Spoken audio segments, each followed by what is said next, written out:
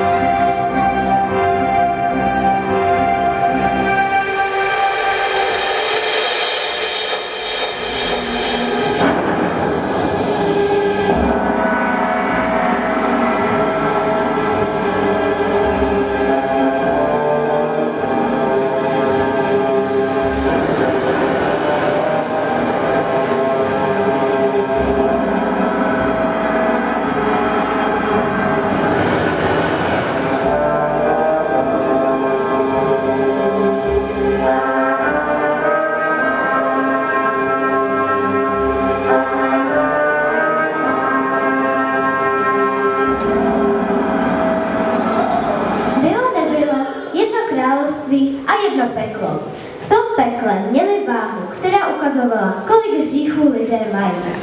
Nejhodnější tétosti královny Cypere 14 přináší čestné stavy od Doroty Máchalové. Zadrž! Ten měl hříchů! No, dávno měla být. Myslím, že jí míra hříchů se právě dovršila. Tady je ta kniha. Mazej! Pojď sem! Jak to, že jsi opustil své stanoviště? Hlídaj, kolega netopí. Mlč! Považoval jsem za nutné. Mlč! Já jsem ještě neskončila. A já jo!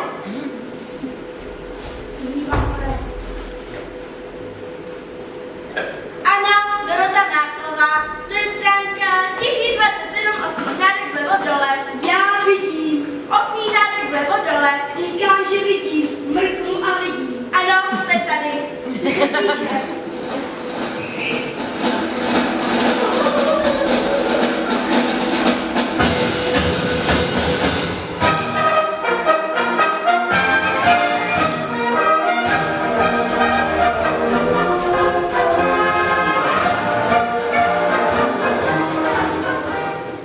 Mezitím Petr Máchal utíká od své macechy Doroty Máchalové, která si vzala jeho tatínka jenom proto, aby po něm zdědil mlýn a celé jeho statky. Kam to jdeš? Ještě nemáš naštípený dříví. Ať vám ho naštípe pan správce. Já se vrátím, až vy tady nebudete. Takhle se jde ožit a všechno jí tam nechat. Tam si dal rozum, Petře. Všechno jsem jí tam nenechal. Podívej, to mám po mé mamince. Dala mi to neskučila, moje pravá maminka. A to je své nevědět.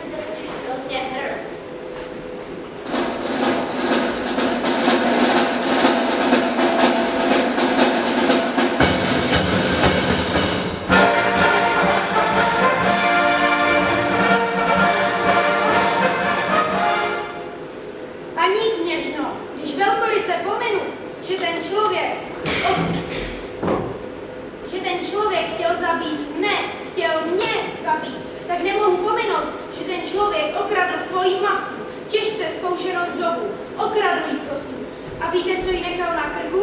Nechal jí na krku celý mlýn. No a co já s tím? To jí mám na synáčka vychovat nebo co? Ne, jasnosti, nám by stačilo, kdybyste ho vsadila do vězení na doživot. Víte co, teď zrovna nemám čas. Vy říkáte synáček zlobí? Jsem jen slabá žena. Bojím se, aby mi ještě něco neudělal. To mi říkejte, s dětmi jsou starosti. Tak zde prosím. Mama, teď přece už ona, že potřebuju nové šaty. Já tam Petr Mácha, že ho chcete dát zavřít. Dovolíte? Tak, jasnosti, kdyby vaše ruka úplná, já slyším ano, ráčo a podepsat se zde. Ale tak podepiš, mama. Doufám, maminko, že nejdřív zjistíte, na čí straně je vlastně pravda. Prosím tě. Pravda jasnosti. Jaká pravda? Slyšná Josefína.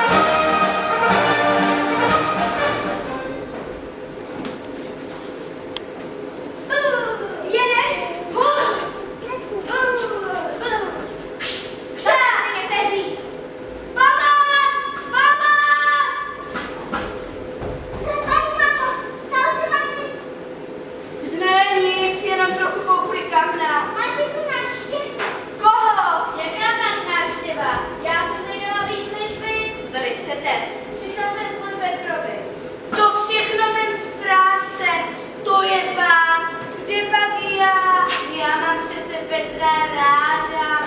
Jo, to potřebuju. Já chci hned zítra zajít na zámek a poprosit, aby ho pustili. A víte co? Já tam zajdu hned. A je to.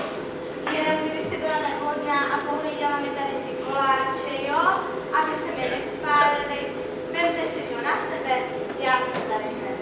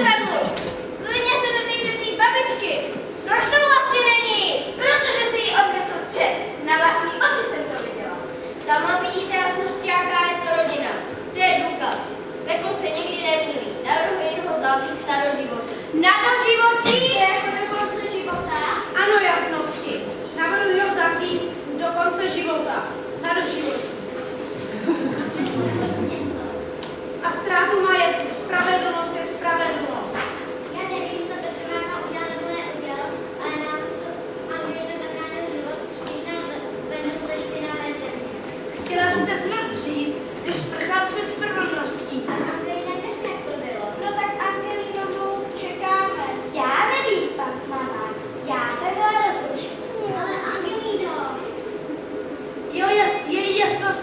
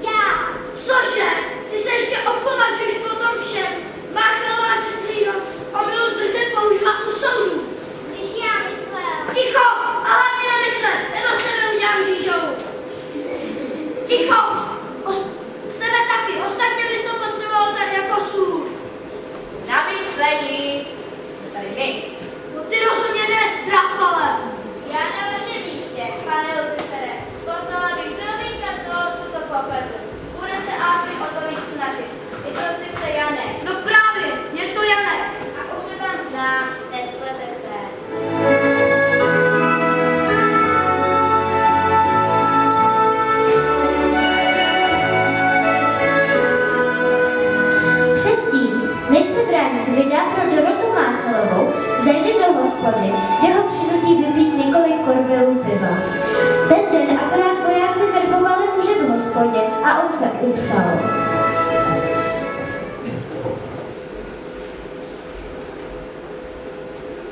Vstavej!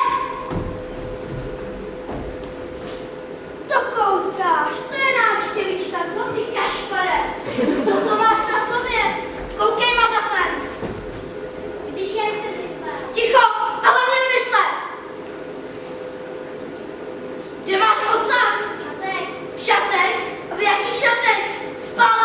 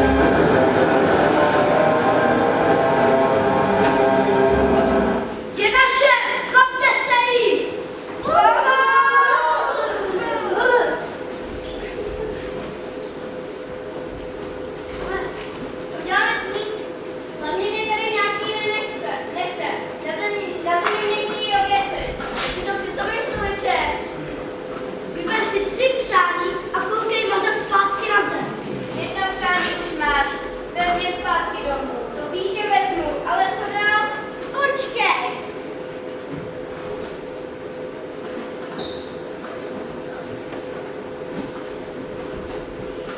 Tohle si přene. Na co takový odřený kabát? Je kouzelné. Ten, kdo ho nosí, najde po každý v kapse dukát. A co by si přál ty? Já bych si nepřál nic jiného, než zajít za kaprálem. A to do toho chce mluvit.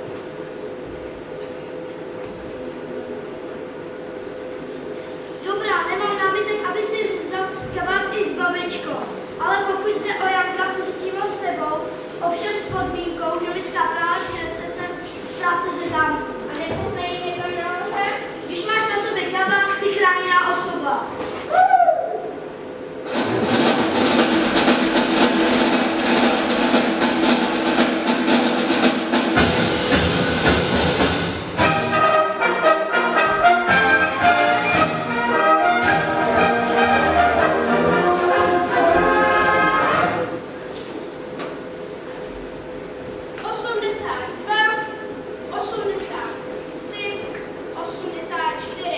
Dále, okamžik. Víš, kdo to je? To je správce. Já vím, já mu schodím ten klobouk s brkem. Jo, a já ho chytnu. Kde jsme to skončili? 80, 81, 82, 83. Co si to povedeš? Vážený Ašleche, vy mi to nebudete věřit, ale já jsem ten největší chudák v celém knížectví. Všichni mě šití.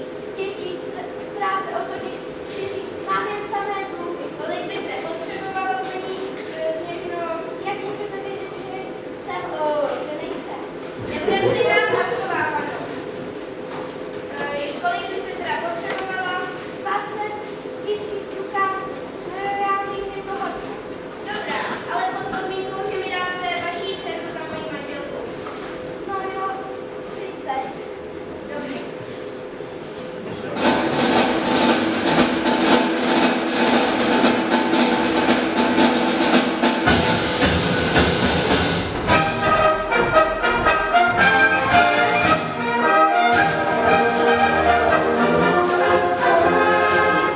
Tady jsme v bezpečí. To teda, měli bychom co nejrychleji zmizet. Pro tohle hloupý knížectví nás bylo vždycky škoda.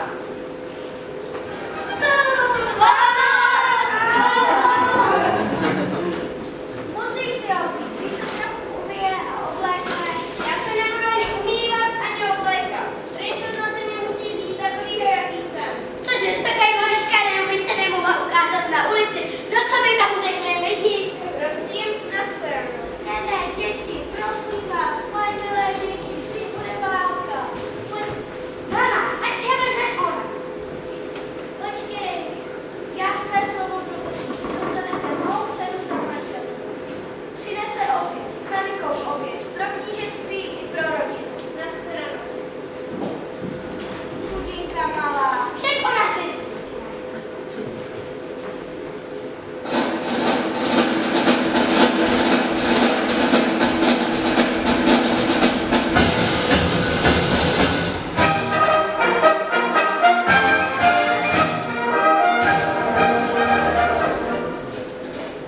Jeden pro nás, jeden pro paní Kněžnu.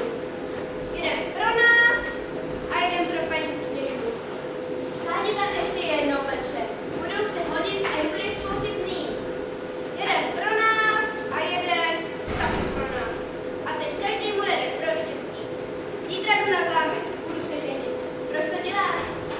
Děkuji ti, Lucifere!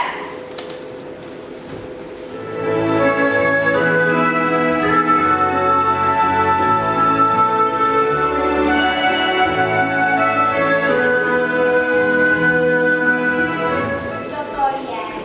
Přišel jsem si pro svoji nevěstu. Tak tohle si beru já. Když jsem žádal o vaší nevěstu, měl jsem na mysli Adelku. A taky si ji chci vzít. Aha, tuhle. No prosím, a já zůstanu na otce. Angelino, uklidni se, já snad něco vymyslím. Ale já chci ženíka hned. A hned, a hned, a hned. Angelino,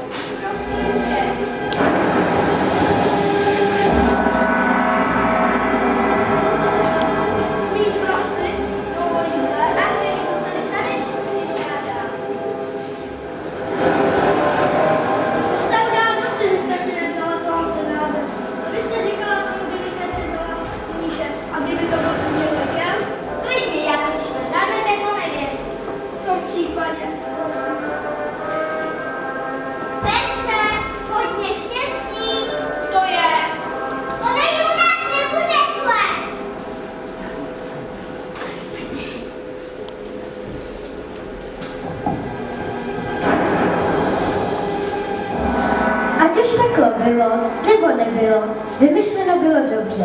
Když se kolem sebe rozhlédneme, vidíme, že dneska spoustě lidí peklo chybí.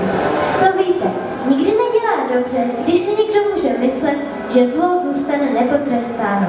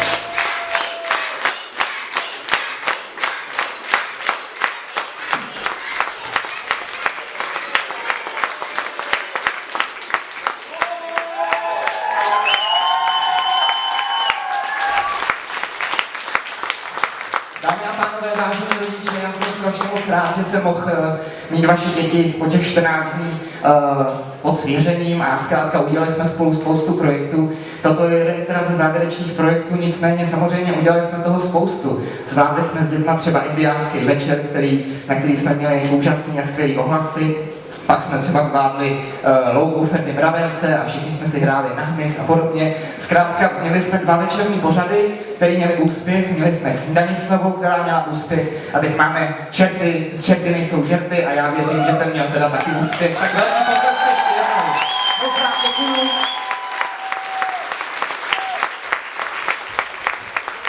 Byli jste skvělí, byli jste úžasní. Zkrátka jsem moc rád, že jsem tenhle stát mohl. Děkuju.